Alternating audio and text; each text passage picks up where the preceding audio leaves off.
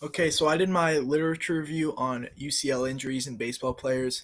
Basically, when you throw, especially pitchers, uh, a lot of force is being put on this ulnar collateral ligament seen here in this picture, and they tend to tear, and you need surgery. Okay, so the problem. So recently, there's been a jump in the amount of UCL reconstruction surgeries, as you can see here. Yeah, really hockey stick curve right here. And that all started in 1974 when Tommy John was the first successful pitcher to return to his sport after surgery.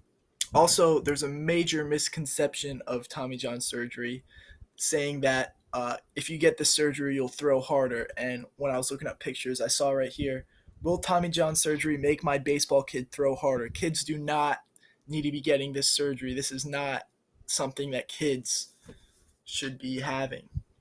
And that's mostly due to lack of arm care in youth and college baseball and overuse. Some research questions that we're going to be going over is does overuse in childhood lead to increased chance of injury when those players are professionals? Is Tommy John surgery performed more frequently in Major League Baseball pitchers from warm weather areas? How many college athletes are affected? How does the surgery affect pitching velocity in MLB pitchers? Does throwing mechanics impact risks of injury? And how can baseball players avoid this UCL injury? So, some common methodologies we saw in those studies were a lot of player medical records were pulled up, descriptive statistics, Pearson's correlation, questionnaires, t-tests, and chi-square tests were also seen in the studies. So the first theme, what affects the chance of UCL injury in baseball players. So this first study, basically they took all the Little League World Series pitchers from 2001 through 2009 from all teams and countries, and performance data was recorded. Of the three Little League World Series pitchers who also pitched in the MLB, all required surgery. Only 1.7% of those who did not exceed pitch count recommendations required surgery. Among youth players, both diversification as well as following current pitch limit regulations may protect against the surgery. So basically, back. Nope, forward. So basically, you know, in Little League, they keep count of pitches and there's certain rules. And that's to protect the players. And obviously, when they're getting older, they're getting surgery. So we need to pay more attention to these rules. And in the second study, shoulder and elbow kinetics with ball velocity in collegiate baseball pitchers. So basically, they took 67 asymptomatic Division One players, and they measured peak ball velocity using a radar gun and shoulder and elbow kinetics of the throwing arm using 8 electronically synchronized high-speed digital cameras, basically to see how their arm action is. Um, the results of the study showed a weak positive correlation between ball velocity and shoulder distraction force. However, no significant correlations were noted between ball velocity and elbow valgus torque or shoulder external rotation torque. Basically, what that is the amount of torque and rotation your arm is going in when you're going through that throwing motion.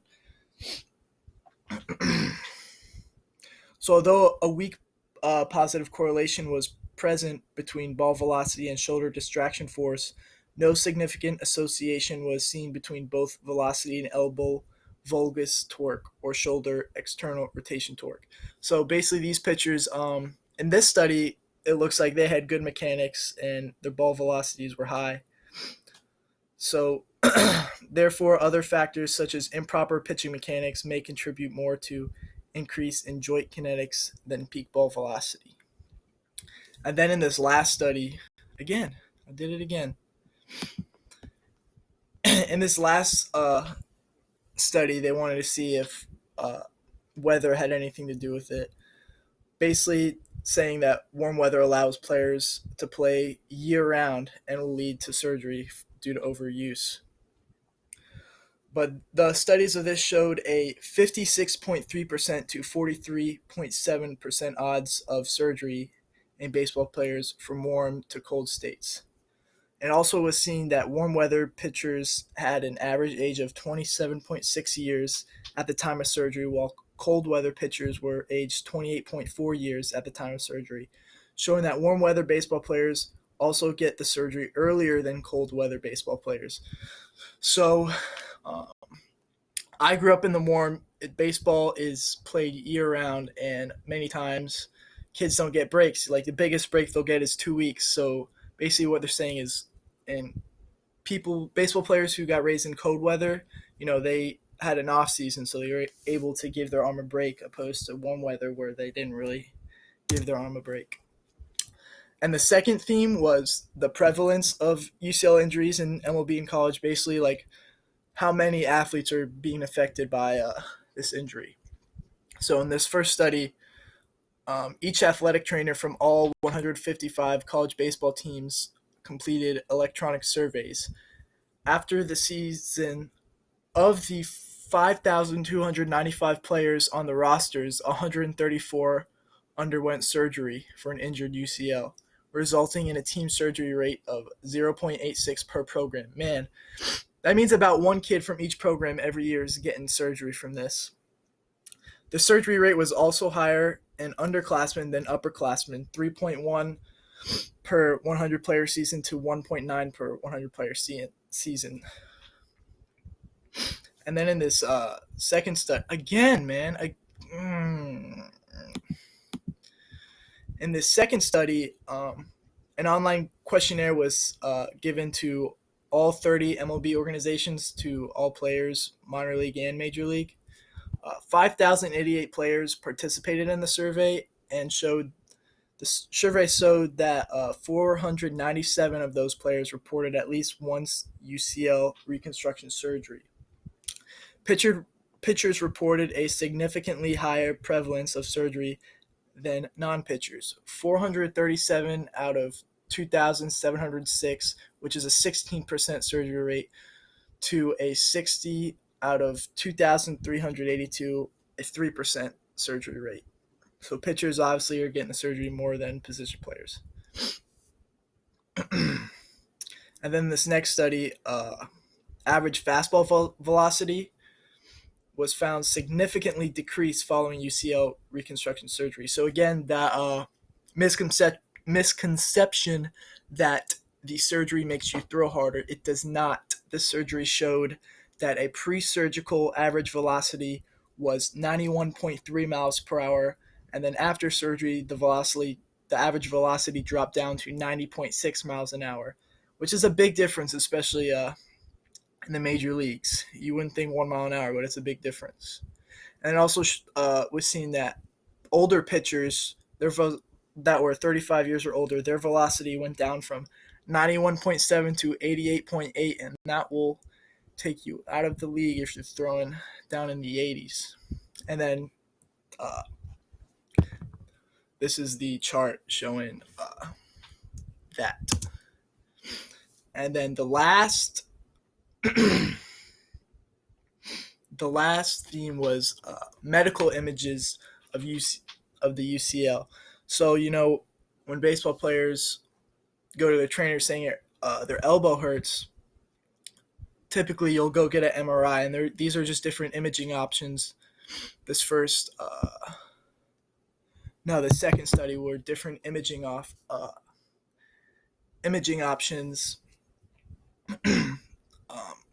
to see which one would be more accurate, the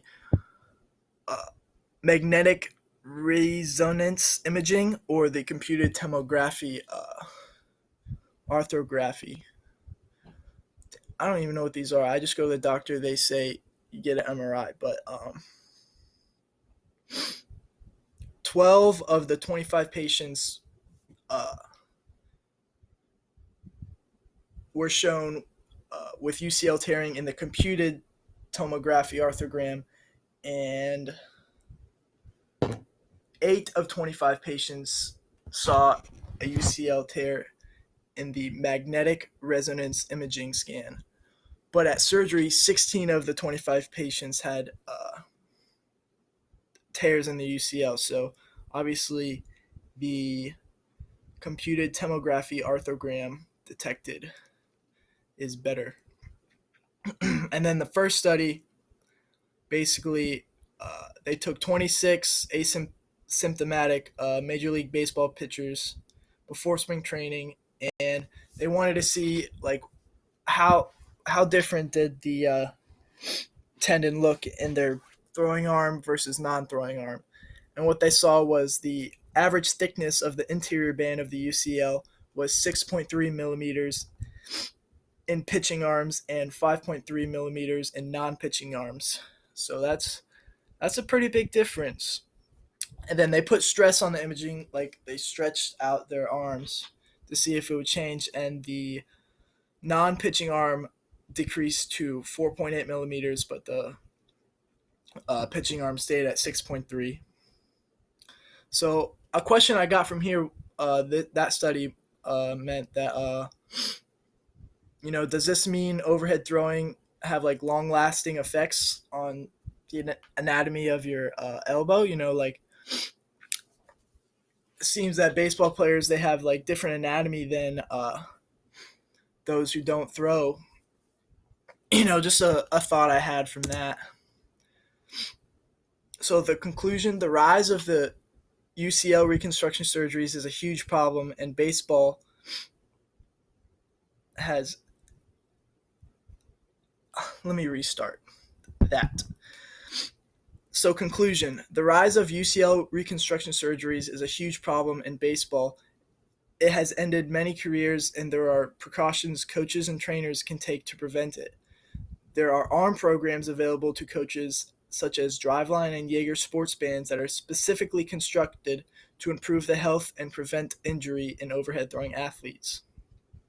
Studies uh, in the future, I believe that studies can be done to further develop arm care and see which methods are most effective to improving an athlete's performance while also keeping them healthy so they can play at the highest level.